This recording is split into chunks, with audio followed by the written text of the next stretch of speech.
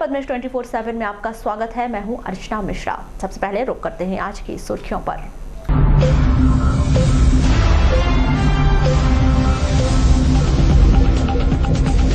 Collector ने किया शासकीय पॉलिटेक्निक कॉलेज का निरीक्षण, चुनाव संबंधी व्यवस्थाओं का लिया जायजा। गोंदिया समनापुर के बीच नहीं दौड़ पाई इलेक्ट्रीफाइड ट्रेन, वारासिवनी के नगरपालिका कर्मचारियों ने किया सीएमओ आवास का घेराव, वेतन न दिए जाने पर जताई नाराजगी। जिला निःशक्त पुनर्वास केंद्र में दिव्यांगों को लगानी पड़ रही लंबी लाइन, केंद्र की व्यवस्थाओं पर नाराज दिव्यांग। लोकसभा चुनाव ड्यूटी के लिए अनफिट प्रमाण पत्र के लिए शासकीय कर्मचारी भी परेशान। गोंदिया रोड चिखला सड़क हादसे के एक और घायल ने जिला अस्पताल में तोड़ा दम। सड़क हादसे में एक व्यक्ति की मौत, सड़क पार करते समय बाइक ने मारी टक्कर, परसवाड़ा रोड रौंदाटोला की घटना। और प्रधान डाकघर के पासपोर्ट केंद्र में एक साल में 2000 से अधिक आवेदनों का हुआ सत्यापन। और आप जानते हैं खबरें विस्तार से। बैहर परसवाड़ा रोड रौंदाटोला में मोटरसाइकिल की टक्कर से 2 व्यक्ति घायल हो गए, जिनमें गंभीर रूप से घायल संदीप रामटे के रावणवाड़ी गोंदिया निवासी की मौत हो गई। वहीं घायल व्यक्ति गणेश वांते न्यू लक्ष्मीनगर गोंदिया निवासी है। जानकारी के मुताबिक 13 मार्च को संदीप गणेश वांते सहित 3-4 लोग निर्माणाधीन कॉलेज से दुकान की तरफ जा रहे थे, तभी तेज रफ्तार से आ रही मोटरसाइकिल ने संदीप और गणेश को टक्कर मार दी। दोनों घायल को बैहर अस्पताल लाया गया, जहां संदीप की मौत हो गई। 17वीं लोकसभा निर्वाचन के लिए बालाघाट लोकसभा क्षेत्र क्रमांक 15 में आगामी 29 अप्रैल को मतदान संपन्न कराया जाएगा। जिले में स्वतंत्र, निष्पक्ष एवं शांतिपूर्ण तरीके से मतदान संपन्न कराकर ईवीएम मशीनों के सुरक्षित रखने आवश्यक तैयारियां जिला प्रशासन द्वारा सुनिश्चित की जा रही हैं, जिसके चलते शुक्रवार को collector Deepak Arya, deputy collector Ashok Kumar Manjhi, police अधीक्षक अभिषेक तिवारी और डीएसपी आकाश भूरिया सहित अन्य अधिकारियों ने शासकीय पॉलिटेक्निक विद्यालय का निरीक्षण कर वहां की पार्किंग व्यवस्था, कैंटीन की जगह, ईवीएम वीवीपैट मशीनों के रखरखाव, सीसीटीवी कैमरे, वाहनों की आवाजाही सहित सुरक्षा व्यवस्था का आकलन कर प्लान तैयार किया। वो पंक्चर और कर लेंगे सर, जो विधानसभा यहाँ पे खड़ी करेंगे ना, उसी का सामान वहाँ बांटेंगे, सभी उनको बांट पड़ेगा। नहीं, दो खड़ी कराना वहाँ पे, वहाँ दो रहेंगी तो एक का सामान उधर बढ़ गया, एक का सामान उधर बढ़ गया, है ना। इसको आप निकल जाएगा, कम करना, देख लेते हैं,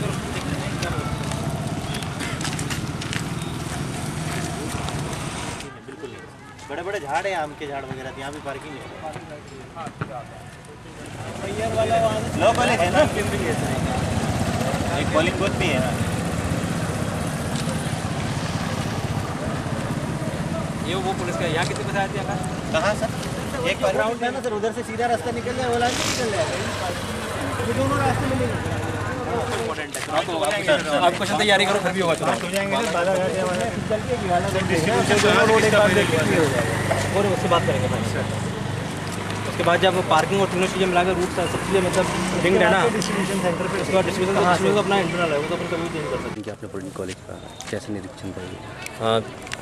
लोकसभा चुनाव का समय आ रहा है और डिस्ट्रीब्यूशन का जो एक समस्या होती है, और बस रूट का मूवमेंट किस तरीके से हो, किस तरीके से आसानी से बसों को निकाला जा सके। सामग्री वितरण के उपरांत और सामग्री वितरण के उपरांत जब बसें जाती हैं तो कई बार ट्रैफिक जाम की समस्या यहाँ पे आती थी, उस समस्या के निराकरण के लिए हम लोग प्रयास कर रहे हैं। सर कहाँ मतलब बसें खड़ी करने के लिए? ये अलग अलग विधानसभा में, अभी तो हम लोग ऑलमोस्ट प्राइमरी स्टेज में है। पार्किंग हम लोगों ने एक्स्ट्रा बनाई है, सभी पार्किंग्स बना रहे हैं, जब जैसे प्लान फाइनल होता है। बालाघाट से इतवारी नागपुर के लिए सीधी रेल सेवा प्रारंभ करने के लिए रेलवे प्रशासन द्वारा 15 मार्च यानी शुक्रवार से गोंदिया और समनापुर के बीच डीजल इंजन ट्रेन चलाने की बजाय इलेक्ट्रीफाइड ट्रेन चलाए जाने की बात कही गई थी, लेकिन तकनीकी खामियां होने के कारण शुक्रवार को गोंदिया से समनापुर और समनापुर से गोंदिया के लिए इलेक्ट्रीफाइड ट्रेन सेवा शुरू नहीं हो पाई। आपको बता दें कि गोंदिया से समनापुर के बीच इलेक्ट्रिफाइड ट्रेन चलाने के निर्देश प्राप्त हो चुके थे। रेलवे ट्रैक भी इलेक्ट्रिफाइड हो चुका था। यहां तक कि शुक्रवार से गोंदिया और समनापुर के बीच इलेक्ट्रिफाइड ट्रेन चलाने की घोषणा भी कर दी गई थी, लेकिन एक वक्त पर यह घोषणा धरी की धरी रह गई और रोजाना की तरह शुक्रवार को भी गोंदिया और समनापुर ट्रैक पर डीजल इंजन ट्रेन दौड़ती नजर आई। मामले के संदर्भ में दूरभाष पर की गई चर्चा के दौरान बालाघाट स्टेशन प्रबंधक HL कुशवाहा ने बताया कि आज से इलेक्ट्रिफाइड मेमो ट्रेन गोंदिया से बालाघाट और बालाघाट से समनापुर स्टेशन पर चलने वाली थी, लेकिन इलेक्ट्रिफाइड ट्रेन नहीं चल पाई। शायद कोई प्रॉब्लम आ गया होगा। मैंने दूरभाष पर गोंदिया फोन कर पूछताछ की थी, वह रैंक संबंधी कुछ प्रॉब्लम बताई गई है। फिलहाल कुछ कहा नहीं जा सकता कि इस ट्रैक पर इलेक्ट्रिफाइड ट्रेन कब से दौड़ पाएगी।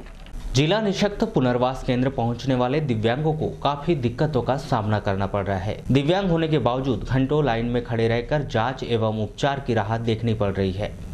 आपको बताएं कि प्रत्येक शुक्रवार को जिला निःशक्त एवं पुनर्वास केंद्र में दूर दराज से आने वाले दिव्यांगों की जांच कर उन्हें विकलांगता का प्रमाण पत्र प्रदान किया जाता है।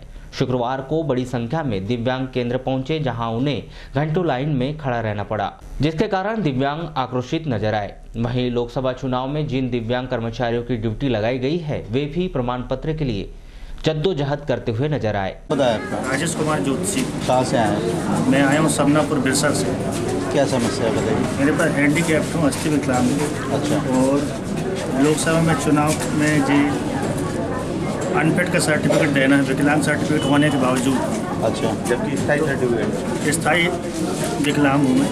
अच्छा। तो अब लाइन में लगा हूँ यहाँ पर विकलांग होने के बावजूद। एक बजे डॉक्टर साहब आए हैं। लगी है लोकसभा चुनाव में? लगी है, उसके लिए आदेश निकला है कि जो हैंडीकैप्ट या विकलांग लोग हैं, अच्छा, वो अपना डिसेबिलिटी का डॉक्टर से लिखवा के जमा करें।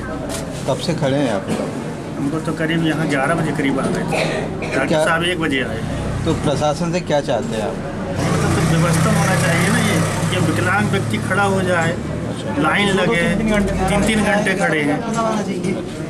इस मामले में CMHO RC पनिका ने बताया कि जिला निःशक्त पुनर्वास केंद्र की व्यवस्थाओं को पुख्ता किया जाएगा, ताकि केंद्र पहुंचने वाले दिव्यांगों को दिक्कतें ना आए। इसमें क्या है, उनको बैठने की व्यवस्था करवानी पड़ेगी। टाइम तो लगता है उसमें, क्योंकि उनको परीक्षण करना है, सभी का परीक्षण करके वो करना है, तो उसमें समय तो लगेगा। बैठने की व्यवस्था करवा देंगे, लाइन नहीं लगाना। क्या है सर, उसमें काफ़ी ऐसे दिव्यांग हैं जो एक पैर से खड़े रहते हैं, जब हम 2 पैर से 1 घंटा नहीं खड़े रहते, तो लोग 4-4 घंटे खड़े रहते हैं। नहीं, उसकी व्यवस्था करवा देंगे, बैठने की व्यवस्था करवा देंगे। नगर के प्रधान डाकघर में आमजन की सुविधाओं के लिए करीब 1 वर्ष से पासपोर्ट केंद्र स्थापित किया गया था, जहां अब तक करीब 2000 से अधिक आवेदनकर्ताओं के पासपोर्ट के दस्तावेजों का सत्यापन कर उन्हें अग्रिम कार्रवाई के लिए भोपाल भेज दिया गया है। पासपोर्ट केंद्र के उद्घाटन के बाद लोगों में पासपोर्ट बनाने को लेकर एक उत्सुकता नजर आ रही थी, लेकिन समय बीतने के साथ अब आवेदनों की संख्या में कमी नजर आने लगी है। हालांकि जिम्मेदार अधिकारियों की माने तो आसपास के जिलों में पासपोर्ट केंद्र खुल जाने की वजह से आवेदनों में कमी आ रही है। इस संदर्भ में पासपोर्ट केंद्र के अधिकारी राजेंद्र विश्वकर्मा क्या कहते हैं, आइए जानते हैं। लोगों में एक तो जागरूकता लोगों में बढ़ी हुई है इसको पासपोर्ट को लेकर। पहले लोग जो दूर जाने में पासपोर्ट बनाने के में जो शंका रहती थी, लोग इतनी दूरी में जाने में हिचकते थे, लेकिन अब जैसे उनके घर में ही मतलब एक तरह से पास में अपने पास में जब वो एक सेंटर जो ओपन हुआ है पासपोर्ट की जो सुविधा मतलब यहाँ पर, उससे क्या हो गया कि अब लोग आसानी से पासपोर्ट भी बनवा सकते हैं। कई बार ऐसा होता था कि लोगों को सही जानकारी नहीं होती थी डॉक्यूमेंट की, अब लेकिन ऐसा है कि वो यहाँ पे आके डायरेक्ट अपने डॉक्यूमेंट्स के बारे में जानकारी ले सकते हैं और क्या सही तरीके से किस तरीके से वो उसको पासपोर्ट को मतलब आसानी से अपने बनवा सकते हैं। और दूसरा ये है कि ताकि इससे यहाँ पे खुलने से ये हुआ है कि जो मिसगाइड नहीं होते, अब लोग सीधे यहाँ पे आके कोई भी डाउट है पूछ सकते हैं और यहाँ पे अपना किसी भी तरह की क्वेरी को क्लियर कर सकते हैं। अच्छा, अभी तक जो लगभग 1 साल बीतने हुए हैं, क्या रेशो रहा है, कितने वेरीफाइड हुए हैं केसेस?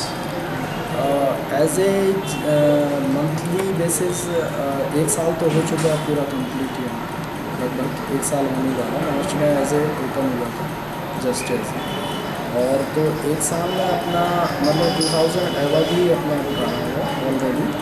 और जैसे लाइव मोड पे हुए हैं तो उससे अभी लोगों को आसानी हुई है। और अलग अलग जगह खुलने से ये तो है कि देखिए अब थोड़े पासपोर्ट का रेशियो थोड़ा कम इधर उधर हो सकता है, बट लेकिन ये है लोगों में पहले से ज़्यादा जागरूक। अच्छा, देखा गया है कि जब इसकी ओपनिंग हुई थी लोगों में काफ़ी रुझान था। इसका आंकड़ा पर मंथ 200 से 250 तक भी पहुंचा है। अभी जो देख रहे हैं धीरे धीरे ये जो है रेशो धीरे धीरे कम होता जा रहा है, क्या वजह मानते हैं? अब जैसे शुरुआत में ये था कि पूरे स्टेट में जैसे मान लीजिए शुरुआत में कुछ सेंटर ओपन हुए, जैसे मान लीजिए 5 हुए। अगर हम 5 सेंटर में अगर देखें डिवाइड। कलेक्ट्रेट के सभा कक्ष में शुक्रवार को विश्व उपभोक्ता संरक्षण दिवस मनाया गया, जहां उपभोक्ताओं को उनके हितों में शासकीय विभाग के द्वारा संचालित योजनाओं तथा उपभोक्ताओं के अधिकारों की रक्षा के संबंध में आवश्यक जानकारी उपलब्ध कराई गई। इस अवसर पर प्रमुख तौर पर जिला खाद्य एवं आपूर्ति अधिकारी, जिला कार्यक्रम अधिकारी लीना चौधरी, नागरिक आपूर्ति निगम के प्रबंधक श्री तिवारी सहित वरिष्ठ गणमान्य व्यक्ति मौजूद रहे।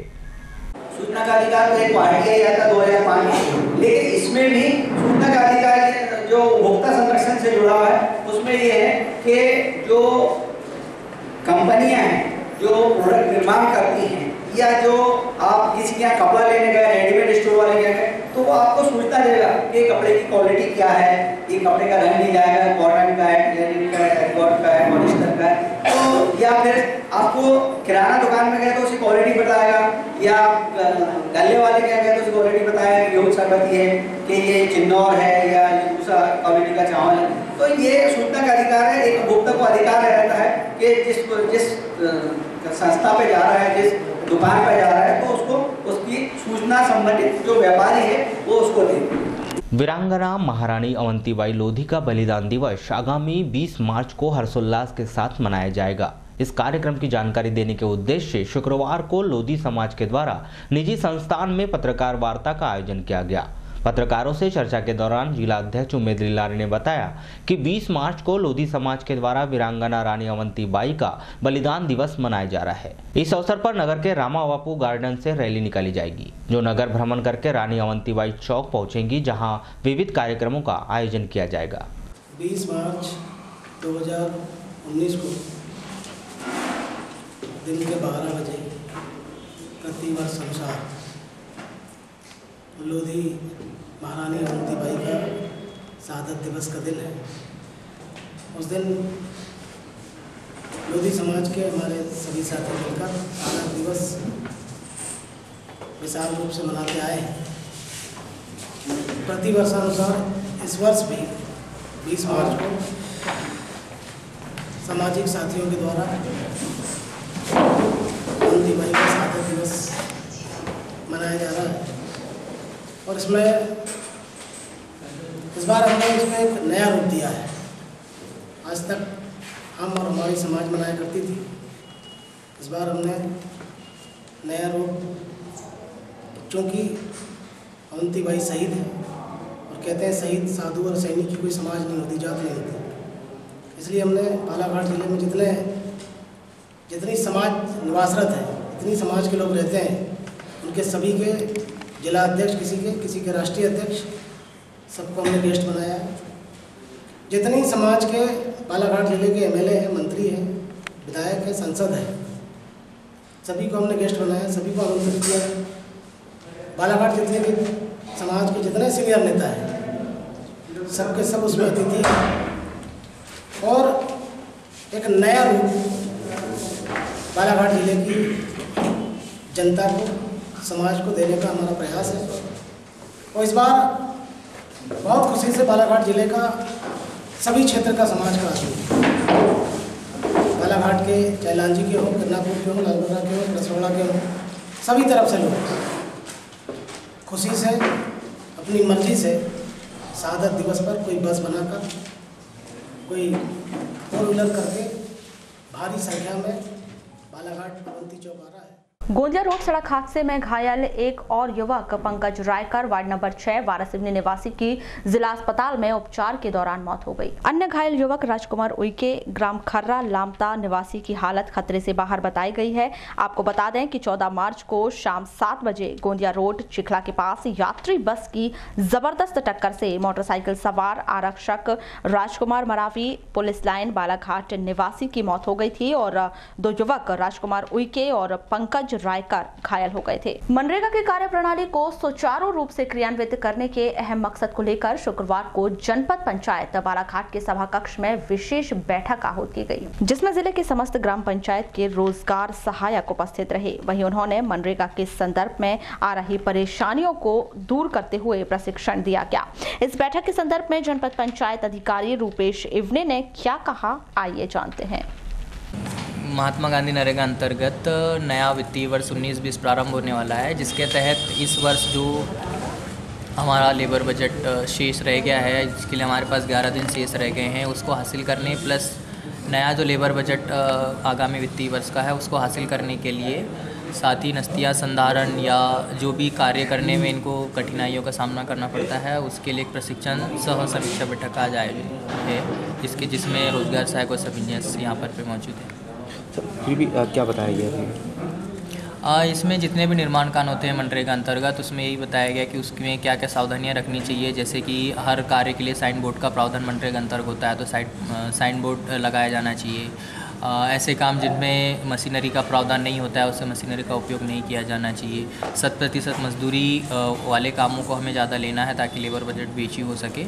और नस्तियाँ संधारण की नस्तियों में जो हम कार्यों की नस्तियाँ स्वीकृत करने के लिए बनाते हैं, उसमें क्या क्या चीज़ें या क्या क्या दस्तावेज आवश्यक होते हैं, उनको कैसे संधारण करना है और क्या क्या चीज़ें उसमें लगानी है, उन सारी चीज़ों के बारे में इनको एक मोटी मोटी जानकारी दी गई है। रोजगार गारंटी के तहत मजदूरी का भुगतान नहीं किए जाने को लेकर ग्राम पंचायत लोहारा और चांगुटोला के ग्रामीणों ने शुक्रवार को जनपद पंचायत बालाघाट के सीईओ से गुहार लगाई। जनपद पंचायत में पहुंचे ग्राम पंचायत चांगुटोला के पूर्व सरपंच सुनील वैद्य ने कहा कि मनरेगा के तहत तालाबों का निर्माण कराया गया था, जिसकी मजदूरी का भुगतान अब तक नहीं हो पाया है। हमारे यहाँ पे तालाब के दो तालाब निर्माण हुए थे।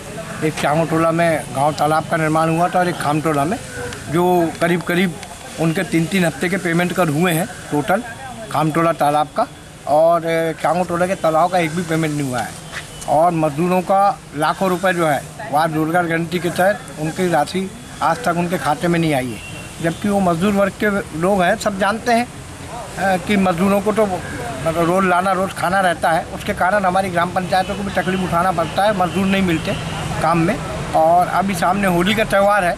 अब होली में तो ऐसा है कि कोई भी मजदूर हो या आम व्यक्ति हो, वो चाहता है कि उसके खर्चे कितने रोज़मर्रा के जो खर्चे रहते हैं वो तो रहते ही, लेकिन होली का अतिरिक्त खर्चा हो जाता है। इसलिए बहुत दिक्कत का काम है। तत्काल निवेदन है कि आप वो इस मामले में मुलाकात किए थे क्या किससे? हाँ, इस मामले में जो है वो जनरली मतलब हमारी ग्राम पंचायत के द्वारा खबरें गई है कि राशि जो है मजदूरों की जल्दी से जल्दी डला। आश्वासन भी मिला है कि डल जाएगा। आश्वासन मिलने के बाद 3 हफ्ते का डला था मजदूरों का, लेकिन उसके बाद में पूरा पेमेंट उनका बाकी। वहीं ग्राम पंचायत लोहारा के सरपंच फूलचंद सहारे ने अपने विचार कुछ इस प्रकार व्यक्त किए। आज ही 2-3 सरपंच लोग हम मिलने गए थे कि जो त्यौहार आ रहा है सामने और होली है, तो मजदूरों को भुगतान नहीं हो रहा है, इस संबंध में गए थे। कब से भुगतान नहीं हो पाया मजदूरों को? ये लगभग हो गया 3 माह पहले, 3 माह से। 3 माह से? हाँ। तो क्या कहते हैं साहब? अभी सीईओ साहब ने अभी हमारे से चर्चा की है और बताया कि मैं आज ही चिट्ठी लिख रहा हूँ, पत्र लिख रहा हूँ कि भोपाल की पेमेंट क्यों नहीं आ रहा है। आज पत्र लिखने की बातचीत हुई है और भुगतान करवाने की बातचीत हुई कि हम जल्दी करवाएंगे। क्या लगता है सर कि पेमेंट हो सकता है? अब तो अभी तक के पेमेंट नहीं हुआ है, ज़्यादा दिन होली बची नहीं है, इसलिए मजदूर बहुत परेशान हैं। और हमारे खुद सरपंचों के लोगों के पास आते हैं कि भाई अपन काम तो कर रहे हैं, बाकी पेमेंट करो। इतनी परेशान है मजदूर लोग, इसलिए संबंध में अपन सीईओ के पास गए थे और सीईओ ने आश्वासन दिया कि जल्दी से जल्दी पेमेंट कराऊंगा। वहीं इस मामले में जनपद पंचायत सीईओ अरविंद डामोर ने कहा कि समस्या का निराकरण किया जाएगा। सरपंच और जनप्रतिनिधियों ने आपसे मुलाकात की। मनरेगा का भुगतान न होने के कारण मजदूर काफ़ी परेशान हैं। अभी कुछ ग्राम पंचायत के सरपंच आए थे और वो अवगत करा रहे थे कि मनरेगा का कुछ पेमेंट नहीं हुआ। तो इस संबंध में अभी कोई लिखित में उनके द्वारा प्रस्तुत नहीं किया गया है कितना है, लेकिन उसमें हम देख रहे हैं कि हमारे अगर पोर्टल पे कितना शो हो रहा है, उसके संबंध में अगर हमें लगता है कि उसमें पेमेंट नहीं हुआ है तो हम वरिष्ठ कार्यालय को उस संबंध में अवगत कराएंगे। वारासिवनी में स्थित सीएमओ आवास का शुक्रवार को नगरपालिका कर्मचारियों के द्वारा घेराव कर सीएमओ से वेतन व एरियर्स का भुगतान करने की मांग की गई। कर्मचारियों ने बताया कि करीब 3-4 माह से नगरपालिका कर्मचारियों को वेतन नहीं मिला है, जिसके कारण उन्हें आर्थिक समस्याओं का सामना करना पड़ रहा है।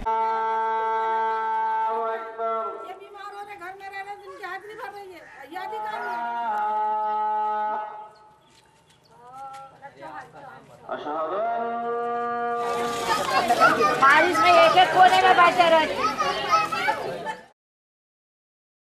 अंदर और आके हमको बोलता है सोमवार को बात करेंगे, सोमवार को बात करोगे तो हमको मिलेगा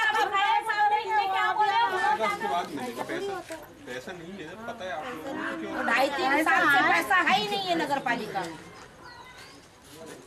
अरे की क्या बात है, 2.5-3 साल से हम हजार रुपए दे के बैठे हुए थे। लोग तैयार है तनख्वाह लेने के चावल लेके आ जाओ।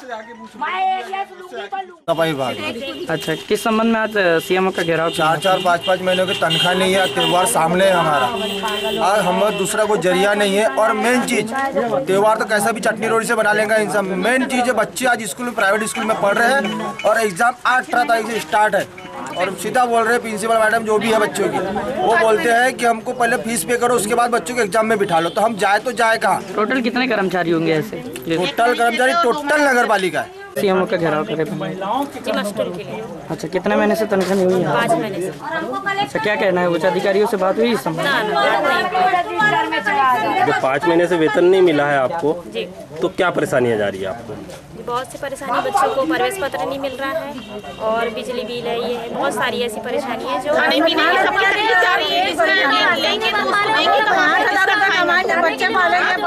भाई कर्मचारियों ने आपके बंगले का घेराव किया है, किस संबंध में किया है?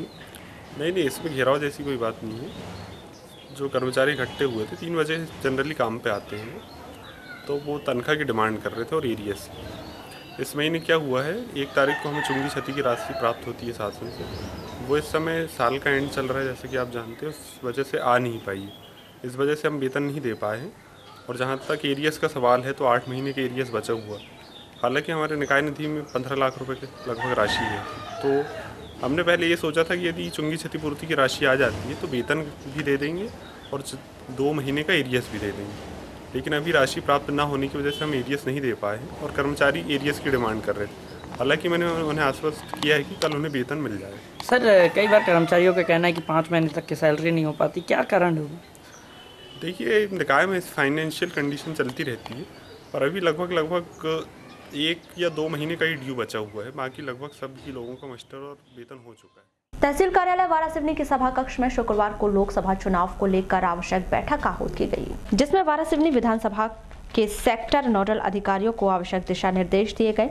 इस बैठक में प्रमुख तौर पर कलेक्टर दीपक आर्य, एसपी अभिषेक तिवारी सहित अन्य प्रशासनिक अधिकारी मौजूद रहे। वहीं इन अधिकारियों के द्वारा तहसील कार्यालय के सामने खड़े होकर व्यवस्थाएं देखी गई। वहीं संपत्ति विरूपण के तहत कार्यवाही न किए जाने पर सीएमओ निशांत ठाकुर फटकार लगाते हुए आवश्यक दिशा निर्देश दिए।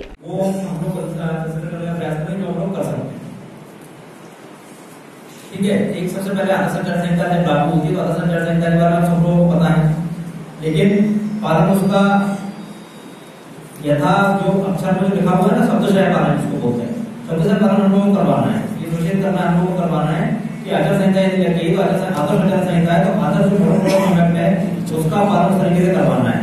सबसे जो विजिबल पार्ट उसका होता है, जो दिखता है पार्ट होता है संपत्ति विरूपण। गरला, अभी मैं रास्ते में आ रहा था, मैं गरला का देख रहा था। गरला के सचिव रोजगार सहायक पटवारी है यहाँ पर। यार देखो, एक सिंपल सा परिभाषा ये है, आदर्श आचार संहिता का मतलब ये होता है कि संपत्ति विरूपण का अर्थ सिंपल सा ये है कि शासकीय संपत्ति पे यदि कोई होर्डिंग, पोस्टर, बैनर या कोई पेंटिंग या कुछ भी किया जाए, उसको आपको जो विरूपित करता है शासकीय संपत्ति को, उसके जो ओरिजिनल स्वरूप को उसमें लेकर के आना है। समझ गए? विरूपण का मतलब होता है कि आपने उसको अंदर कर दिया, उसको जो भी था उसको ओरिजिनल स्वरूप था उसमें लेकर के आना है। अब आप ऐसा मान के चलना कि इसका सरकारी का कानून यहाँ पे है कि शासकीय मतलब शासकीय बिल्डिंग, सार्वजनिक उपक्रम की बिक्री बिल्डिंग, सार्वजनिक उपक्रम होता है और आपका जो डॉक्यूमेंट्री से गोदाम है वो सारा उसके अंदर आएगा। और इनफैक्ट ये भी आप मान के चलो कि ग्राम पंचायत की अनुमति के बिना प्राइवेट बिल्डिंग में कोई प्रचार नहीं कर सकता, उसकी और ग्राम पंचायत की मर्जी है। अब जैसे मैं आपकी तरफ पढ़ता हूँ, जैसे मैं थोड़ा आपकी तरफ और इस तरह के बारे में देखते हुए आ रहे थे। ये बेसिकली समीक्षा बैठक तो नहीं थी, ये तैयारियों की बैठक थी। हमारे जो फील्ड स्टाफ है जो ग्राउंड पे एक्चुअल में काम करता है उन लोगों को समझाइश दी गई है कि कार्य प्रारंभ कर दें और जो कुछ उनके कन्फ्यूजन्स थे, जो उनको समस्याएं थी, उनके निराकरण के लिए एक परिचर्चा का आयोजन किया गया था। तो कई सारी चीज़ें उसमें निकल के आई कि उन लोगों की समस्याएं हम लोगों ने समझी और जो निर्देश जो अपेक्षाएं हम लोगों की उनसे थी, जो चुनाव आयोग के निर्देश हैं वो उनको बताए गए। नियमों के पालन के लिए उसे हिदायत दी गई कि नियमों का पालन करना है और चुनाव सर सीएमओ साहब को भी फटकार लगाते नजर आया, किस संबंध में था सर? चूँकि आज आदर्श आचार संहिता लागू है और मुझे कुछ चीज़ ऐसी मिली कि संपत्ति विरूपण की कार्रवाई अब तक इस यहाँ से नगर में पूर्ण नहीं हुई थी। इस कारण सीएमओ को निर्देशित किया है कि आचार संहिता की जो संपत्ति विरूपण की कार्रवाई पूर्ण करें। वारासिवनी के सिविल अस्पताल में बहुजन समाज पार्टी के पदाधिकारियों ने काशीराम जयंती के अवसर पर फल वितरण किया। इस मौके पर बसपा नेता रामकुमार नकपुरे, अजाब शास्त्री सहित अन्य पदाधिकारी मौजूद रहे।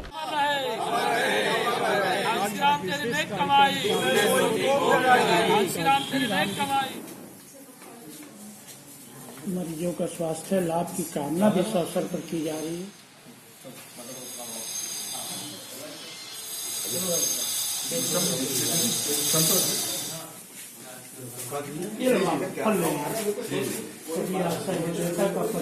डीएस4 और बामसेप के संस्थापक माननीय साहब कांशीराम जी की जयंती समारोह है। उनकी जयंती 84वीं जयंती है। इस उपलक्ष्य में वारासिवनी अस्पताल में जो मरीज है उनके फल वितरण किया जा रहा है।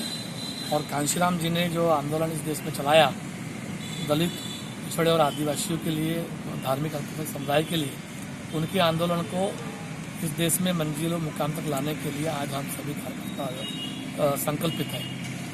नगर के मुल्ला स्टेडियम में आयोजित सद्भावना क्रिकेट मैच का रोमांच जारी है। टूर्नामेंट के 6वें दिन 2 मुकाबले हुए। पहला मैच पुलिस और नगर पालिका के मध्य खेला गया। पुलिस ने 20 ओवर में 147 रन बनाए, वहीं नगर पालिका की टीम ने शानदार प्रदर्शन करते हुए आसानी से 148 का लक्ष्य पूरा कर लिया। वहीं दूसरा मैच ट्राइबल सिवनी और मॉयल भरवेली के बीच खेला गया, जिसमें ट्राइबल सिवनी ने जीत हासिल की। और यहाँ पर कैच छुड़िया है और इसी के साथ अब देखना होगा क्या होता है।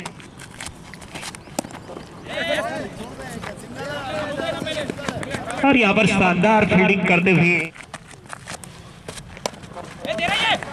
और यहाँ पर शानदार शॉट लगाए हैं कोमली ने, उसी के साथ ही वो समय दूर नहीं होगा जब जीत आपके करीब होगा।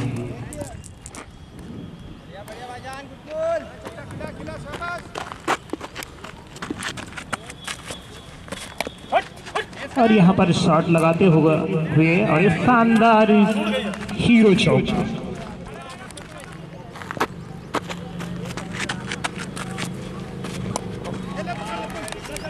और यहाँ पर शानदार कमली 1 रन जुटाते हुए अपनी टीम में के लिए इजाफा करते। और ये शानदार, ये देखना होगा क्या और शानदार चौका।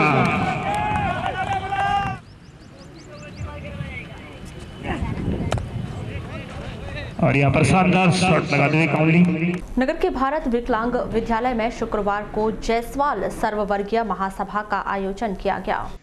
मुझे भी कुछ देना चाहिए, तो मैं अपनी ओर से 500 रुपए आज आपको इन बच्चों के लिए दे रहा हूँ।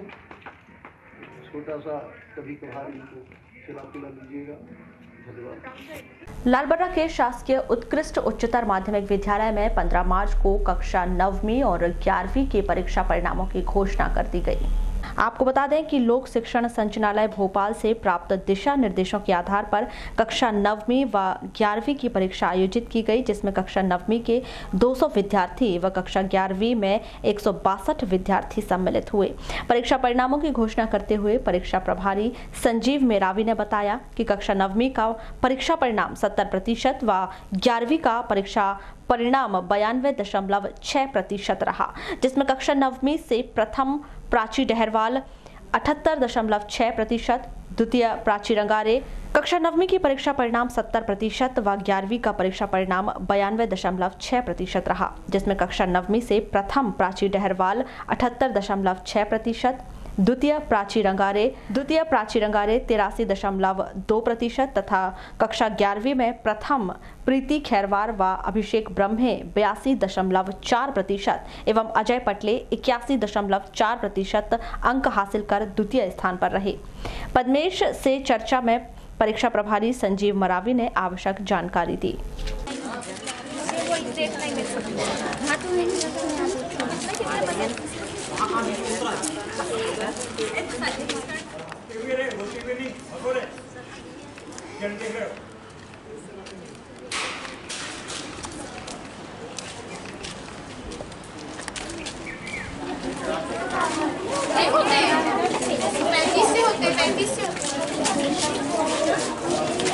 आज शासकीय उत्कृष्ट विद्यालय लालवर्रा में स्थानीय परीक्षा कक्षा 9वीं एवं 11वीं का रिजल्ट घोषित किया गया है और उत्कृष्ट के अलावा आज पूरे विकासखंड में, चूँकि यह संकलन केंद्र है इसलिए आज पूरे विकासखंड में हमने निर्देशित किया है कि पूरे स्कूलों का जो शासकीय स्कूल हैं वो शाम 4 बजे सभी का रिजल्ट 9वीं और 11वीं का घोषित किया गया है।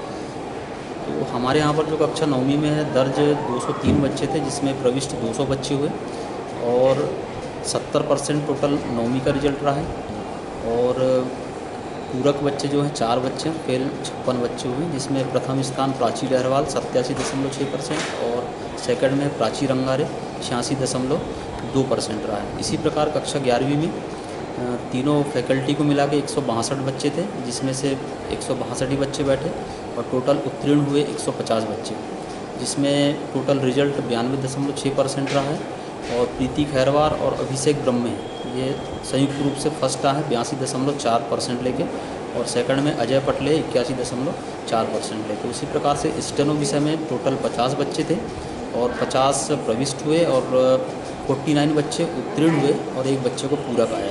लालबर्रा सामुदायिक स्वास्थ्य केंद्र में 15 मार्च को दोपहर 3 बजे बघौली निवासी वरिष्ठ नागरिक रमेश मेश्राम ने अपनी माताजी स्वर्गीय दशोदा बाई मेश्राम की स्मृति में द्वितीय पुण्यतिथि के अवसर पर रोगियों के सेवार्थ पानी की टंकी का दान किया।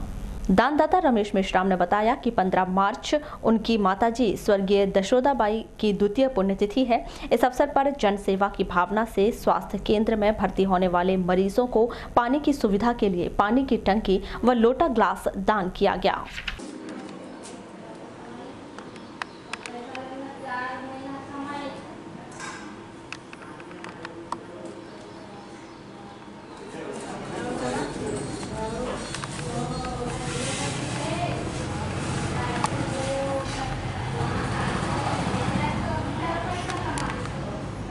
जी मैं रमेश मेश्राम, छोटी बनबी लालबर्रा।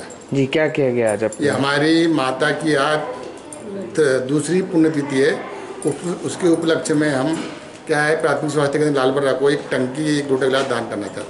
इसके पहले भी और कुछ किया? इसके पहले हमने कूलर दान किए थे पिछले प्रथम पुण्यतिथि पर। ये दूसरी पुण्यतिथि पर हम कर रहे हैं पानी की टंकी लोटा गिलास दान कर रहे हैं। तो इसके पीछे क्या उद्देश्य है आपका? हाँ, एक सेवा भावना हमारे माता पिता के प्रति वैसा है, उनकी आत्मा को शांति मिले और आगे भी और करते रहेंगे। हाँ, आगे भी हम मतलब जैसे जाता ही होगा करते रहेंगे। लालबर्रा के शासकीय उत्कृष्ट उच्चतर माध्यमिक विद्यालय में 15 मार्च को डीएलएड की परीक्षा आयोजित की गई, जिसमें डीएलएड द्वितीय वर्ष के विद्यार्थियों द्वारा विषय कोड 508 का पर्चा हल किया गया। यह परीक्षा निर्धारित समय अनुसार दोपहर 2:30 बजे से प्रारंभ होकर शाम 5:30 बजे तक संपन्न हुई, जिसमें कुल दर्ज 457 परीक्षार्थियों में से 455 परीक्षार्थी शामिल हुए एवं 2 परीक्षार्थी अनुपस्थित रहे। परीक्षा संचालन हेतु 16 कमरों में परीक्षार्थियों के लिए बैठक व्यवस्था की गई, जिसमें सीसीटीवी कैमरों से निगरानी रखकर शांति पूर्व ढंग से परीक्षा संपन्न करवाई गई।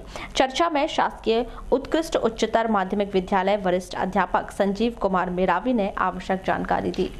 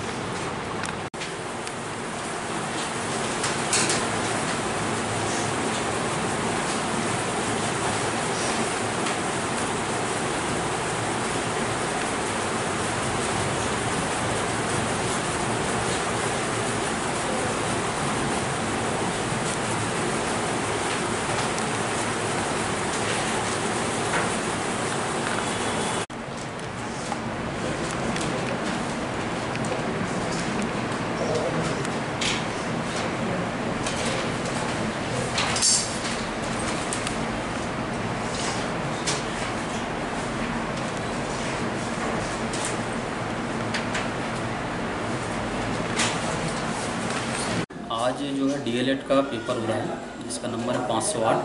कला, स्वास्थ्य और शारीरिक शिक्षा का पेपर है और यह टोटल 16 कक्षों में यहाँ पर परीक्षा संचालित हो रही है। समय 2:30 बजे से 5:30 बजे तक का है। टोटल हमारे पास कुल परीक्षार्थी जो है 557 है टोटल, जिसमें से 457 कुल 457 है और 455 बच्चे इसमें बैठे हैं और 2 अनुपस्थित हैं। तो आज ये पेपर उत्कृष्ट विद्यालय में संचालित हो रहा है। इसी तारतम्य में कल भी 2 पेपर होना है कल इनके 509 और 510, जिसमें उच्च प्राथमिक शिक्षा का स्तर सामाजिक विज्ञान और विज्ञान। तो सर टाइम टेबल क्या रहेगा? टाइम टेबल भी कल 2:30 से 5:30 तक रहेगा कल का भी टाइम टेबल, और शांतिपूर्वक परीक्षा संचालित हो रही है और पूरे देख रहे हैं आपके पूरे सीसीटीवी में निगरानी की जा रही है बच्चों की। क्या उद्देश्य रहता है डीएलएड परीक्षा का उद्देश्य है कि जो प्राइवेट स्कूल में टीचर लोग पढ़ा रहे हैं उनको शासन प्रशिक्षित कर रहा है इस परीक्षा के माध्यम से।